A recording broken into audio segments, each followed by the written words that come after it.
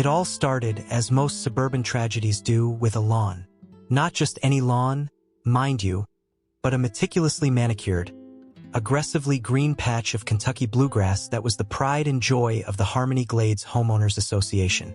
And that, my friends, is where I, John, the unsuspecting protagonist of this tale, made my first fatal mistake.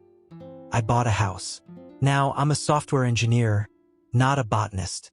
My idea of landscaping involves strategically placing gnomes to deter rogue squirrels. But apparently, in Harmony Glades, your lawn is a reflection of your moral character. And mine? Well, let's just say it screamed. I spend my weekends debugging code, not battling weeds. The first sign of trouble arrived in the form of a pastel-colored notice slipped under my door. Violation. It declared in a font that could curdle milk.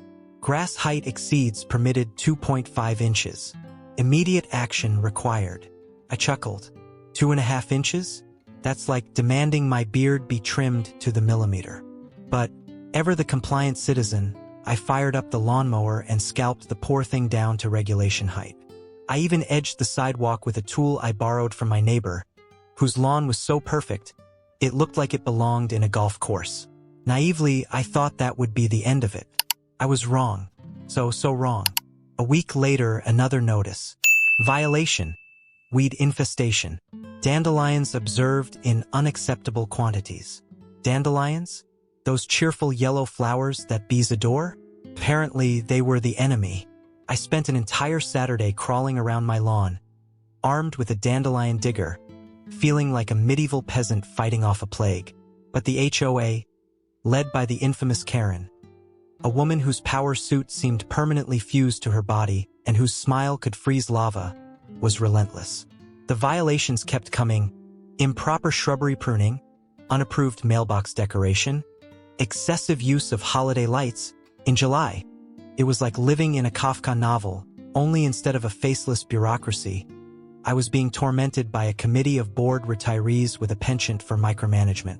I tried reasoning with them, attending their monthly meetings, armed with charts and graphs explaining the ecological benefits of dandelions. I even presented a PowerPoint presentation on the artistic merit of my gnome collection. They were unmoved. Karen, in particular, seemed to relish my discomfort. "Mr. John," she'd say, her voice dripping with condescension, "in Harmony Glades we have standards, and your unconventional lifestyle simply doesn't meet them." That's when I realized this wasn't about lawns or shrubs or gnomes. This was about power, about control, about Karen and her minions imposing their narrow-minded vision of suburban perfection on everyone else. And that, my friends, is when I decided to fight back. Now, I'm a software engineer. Remember? I solve problems for a living. And the HOA? They were just another bug in the system, waiting to be squashed. I started by reading the HOA bylaws. All 300 pages of them. It was like wading through legal quicksand. But I persevered, highlighting every loophole, every ambiguity, every contradiction. I discovered that the HOA had been exceeding its authority, violating its own rules, and generally behaving like a bunch of petty tyrants. Armed with this knowledge, I began my campaign of passive-aggressive resistance. I meticulously followed every single rule to the letter. I painted my house the exact shade of beige specified in the bylaws, a shade so bland, it made oatmeal look exciting. I trimmed my hedges into perfect, geometrically precise cubes. I even installed a regulation-sized American flag, which I flew at precisely the angle prescribed by the HOA. It was maddening. The more I complied, the more frustrated they became. They couldn't fault me for anything, but they knew I was mocking them, and they hated it. But I wasn't done yet. Oh no, my revenge was just getting started. I knew I needed something more, something that would really strike at the heart of their obsession with control. And then, one day, as I was staring at my perfectly manicured lawn, it hit me. A fence. A big, beautiful, perfectly legal fence. See, the HOA bylaws allowed fences, as long as they met certain specifications. Height, material, color, etc. And I was going to build a fence that met every single one of those specifications. This wasn't just any fence. This was a statement, a declaration of independence. a middle finger to the tyranny of the Harmony Glades Homeowners Association. I was going to build a fence so magnificent, so perfectly compliant, that it would drive Karen and her cronies absolutely mad. A fence that screamed, "Stay out of my yard, you busybodies." It was going to be glorious. The fence. Oh, the fence. It was more than just a barrier. It was a carefully calculated act of suburban defiance, a monument to my growing resentment of the Harmony Glades HOA. I envisioned it as a sort of architectural middle finger, perfectly legal and utterly infuriating. First, I had to navigate the permitting process. This, of course, involved mountains of paperwork, multiple trips to the town hall, and a soul-crushing encounter with a bureaucrat who seemed to derive pleasure from stamping "denied" on anything that crossed his desk. But I persevered, armed with copies of the HOA bylaws, the town ordinances, and a lawyer I found on Craigslist who specialized in fence disputes. Finally, after weeks of bureaucratic wrangling, I secured the permit. The HOA predictably tried to intervene. Karen, her face a mask of barely concealed rage, cornered me at the mailbox one morning. "John," she hissed, "are you sure you want to do this? A fence? It sends the wrong message. It's unfriendly." "Karen," I replied, my voice dripping with saccharine sweetness, "I'm just trying to comply with the HOA bylaws. Maintain property values and all that." Her eyes narrowed. "There are aesthetic considerations," she said, clearly grasping at straws. "We have standards in Harmony Glades." "Don't worry, Karen," I assured her. "The fence will be perfectly aesthetic, perfectly compliant. You'll hardly even notice it's there." She didn't believe me, of course, but there was nothing she could do.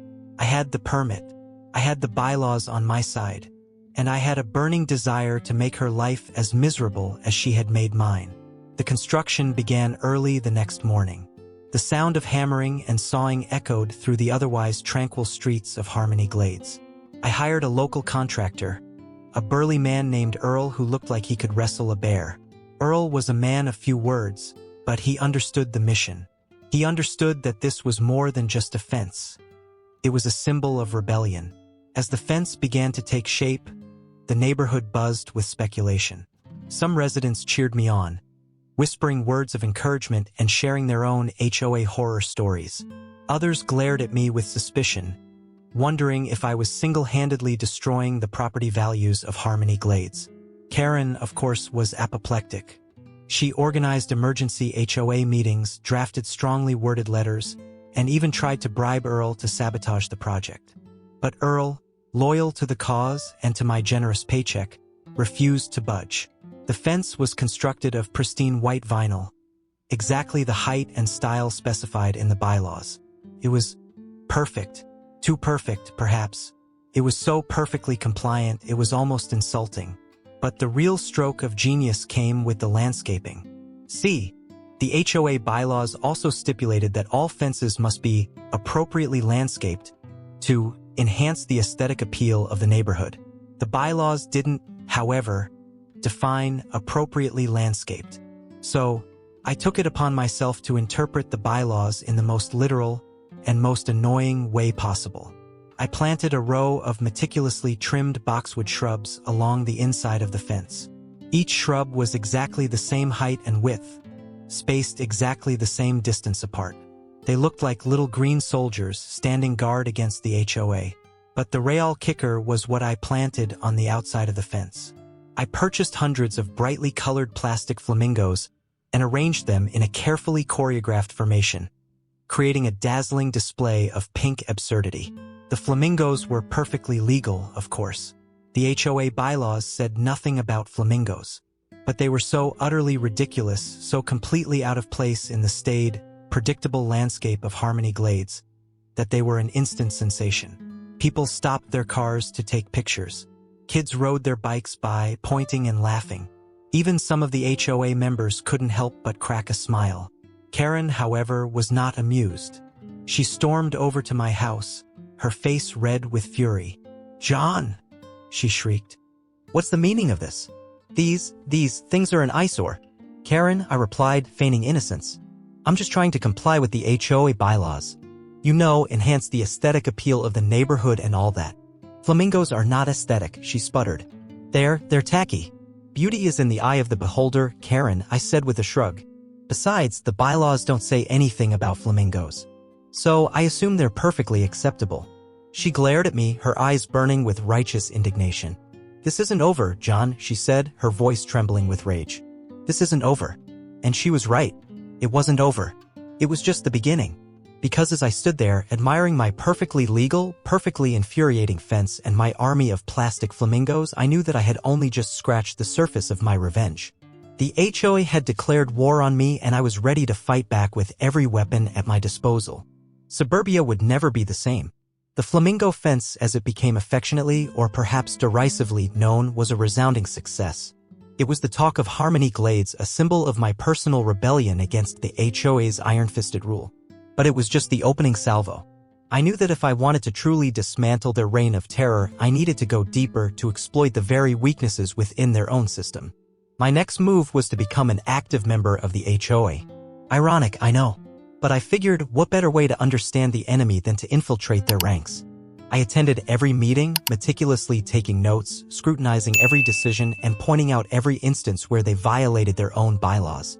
Initially, they were wary of me, viewing me as a troublemaker, a rebel. Karen, especially, treated me with thinly veiled contempt. But I was relentless, always polite, always respectful, always armed with facts and figures. Slowly but surely, I began to win some people over. I started by focusing on the finances. I requested detailed financial reports and lo and behold, I discovered some irregularities. Questionable expenses, undocumented transactions, and a general lack of transparency. I presented my findings to the HOA board calmly and objectively without accusing anyone of wrongdoing. I'm just concerned that we're not being as fiscally responsible as we could be, I said, my voice dripping with sincerity. I think we need to implement some stricter accounting procedures to ensure that our members' dues are being used wisely. To my surprise, some of the board members agreed with me. They were tired of Karen's autocratic leadership and were looking for a way to rein her in. Together, we formed a finance committee and I was appointed chairman. Now, I had access to all the HOA's financial records. And what I found was even more shocking than I had imagined. Karen had been using HOA funds to pay for her personal expenses, lavish vacations, expensive clothes, and even a new swimming pool for her backyard. I knew I had her, but I wasn't going to expose her publicly just yet. I wanted to build a solid case to gather all the evidence I needed to ensure that she couldn't weasel her way out of it. In the meantime, I focused on other ways to undermine her authority. I proposed new rules and regulations that were designed to benefit all the residents of Harmony Glades, not just Karen and her cronies. I pushed for things like a community garden, a dog park, and a scholarship fund for local students. These initiatives were wildly popular, and soon I had a loyal following of residents who supported my efforts. Karen, meanwhile, was losing her grip on power. Her meetings became increasingly chaotic, her decisions were constantly challenged, and her once unwavering support began to crumble. The climax came at the annual HOA meeting. The room was packed with residents, all eager to see what would happen. Karen, looking flustered and defensive, tried to maintain control, but it was clear that her reign was coming to an end. I stood up and addressed the crowd. I spoke calmly and respectfully, outlining my concerns about the HOA's finances and proposing a series of reforms. Then I dropped the bomb. I have uncovered evidence, I said, my voice ringing with authority, that our president, Karen, has been using HOA funds for her personal gain. A gasp went through the room. Karen's face turned white. She tried to deny the allegations, but I was ready for her. I presented the evidence, bank statements, receipts, and even photos of Karen enjoying her ill-gotten gains. The crowd was furious. They demanded that Karen resign immediately. Karen, realizing that she had no choice, reluctantly agreed. I'm innocent, she shrieked as she stormed out of the room. This is a witch hunt. But nobody believed her. Her reign of terror was over. As for me, I was elected president of the HOA by a landslide. The residents of Harmony Glades had finally had enough of Karen's tyranny and they were ready for a change. And I was just the man to give it to them. But my revenge wasn't complete yet. I still had one more trick up my sleeve. One final act of suburban defiance that would solidify my legacy as the man who brought down the Harmony Glades HOA. With Karen dethroned and myself unexpectedly at the helm of the Harmony Glades HOA, the real fun was about to begin. Operation Flamingo Liberation was no small undertaking. It required meticulous planning, a dedicated team, and a healthy dose of suburban anarchy.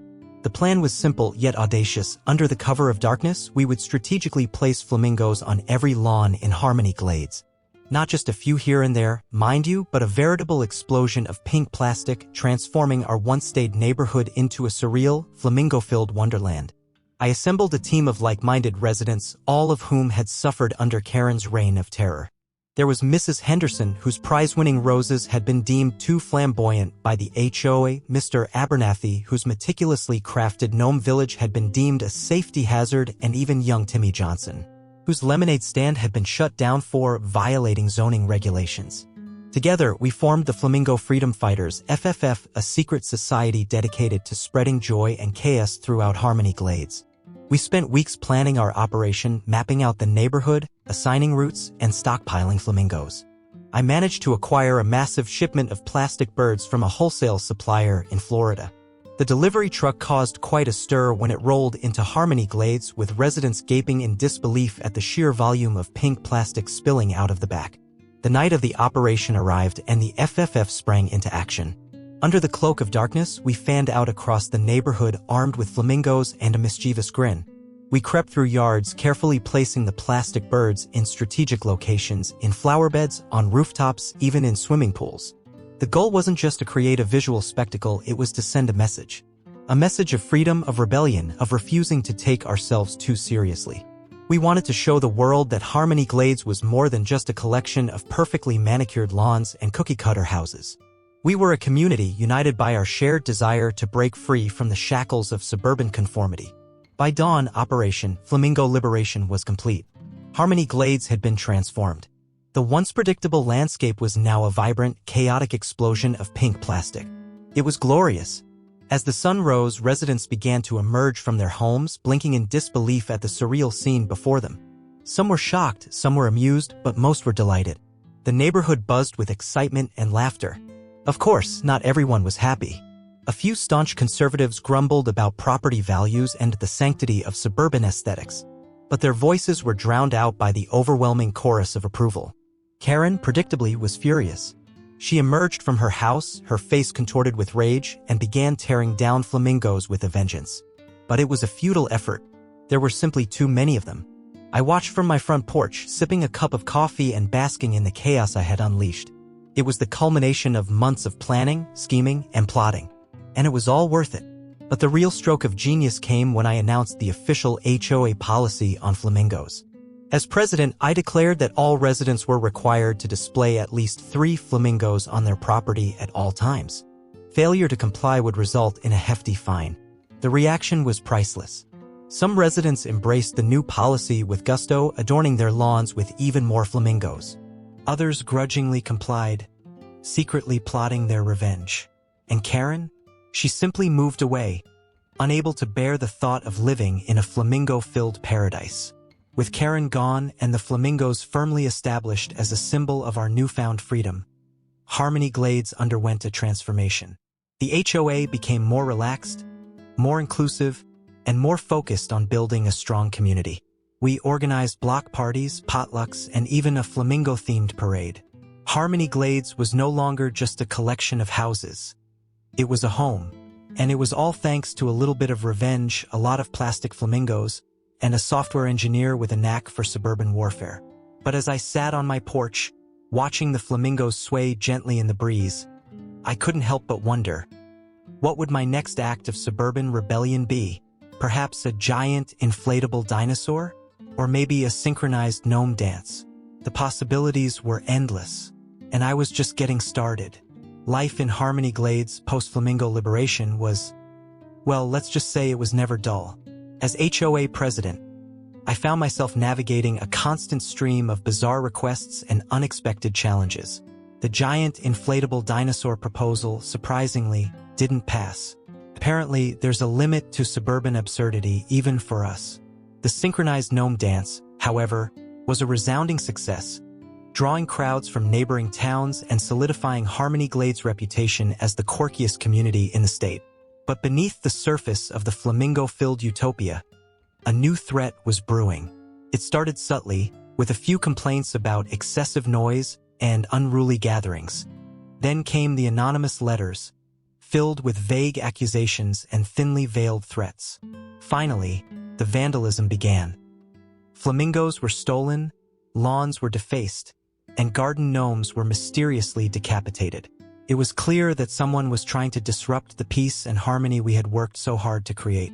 But who and why?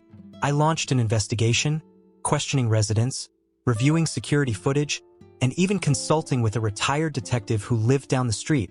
He was surprisingly helpful, offering insights gleaned from years of solving neighborhood disputes. The evidence led me to an unlikely suspect, Bob, the mild-mannered accountant who lived next door to Karen's old house. Bob had always been quiet and unassuming, rarely participating in community events. But as I dug deeper, I discovered a hidden side to Bob, a side that was filled with resentment, anger, and a deep-seated desire for order and control. It turned out that Bob was a staunch traditionalist, a firm believer in the sanctity of suburban conformity. He had been secretly appalled by the flamingos, the gnome dances, and all the other quirky activities that had transformed Harmony Glades. He saw me as a disruptive force, a threat to the values he held dear. Bob confessed to the vandalism, claiming that he was simply trying to restore order to the neighborhood. He believed that Harmony Glades had gone too far, that we had sacrificed our respectability in the pursuit of novelty. I was stunned. I had never imagined that someone like Bob could be capable of such malicious acts. But as I listened to his explanation, I began to understand his perspective. He was simply afraid of change, afraid of losing the familiar world he had always known. I realized that I couldn't simply condemn Bob for his actions. I needed to find a way to bridge the gap between our opposing viewpoints, to help him understand that diversity and acceptance were not threats, but strengths. So, I did something unexpected. I invited Bob to join the Flamingo Freedom Fighters. He was initially hesitant, but I persisted, explaining that the FFF was not just about spreading chaos and absurdity, but about celebrating individuality and embracing our differences. I told him that we needed his perspective, his voice, to ensure that our community remained balanced and inclusive. To my surprise, Bob accepted. He started attending FFF meetings, offering thoughtful insights and helping us to develop more responsible and sustainable initiatives. He even designed a new line of eco-friendly flamingos, made from recycled plastic. Over time, Bob became an integral part of the Harmony Glades community. He learned to embrace the quirky, the unconventional, and the downright bizarre. He even started wearing a flamingo-themed tie to HOA meetings. The transformation of Bob was a testament to the power of understanding, acceptance, and a little bit of pink plastic. It showed me that even the most entrenched beliefs can be challenged, and that even the most unlikely individuals can find common ground. And so, Harmony Glades continued to thrive, a vibrant and ever-evolving community where flamingos roamed free and garden gnomes danced in synchronized harmony. We had faced challenges, overcome obstacles, and emerged stronger and more united than ever before. And it all started with a lawn, a HOA, and a software engineer with a penchant for revenge. But now, dear friends, our story comes to an end. I hope you've enjoyed this tale of suburban warfare, flamingo liberation, and the triumph of the human spirit. If you did, please give this video a big thumbs up. Share it with your friends, your neighbors, and anyone who has ever suffered under the tyranny of a homeowners association. And don't forget to leave a comment below, letting me know your thoughts on the story, your own HOA horror stories, or your favorite flamingo-related puns. I love hearing from you.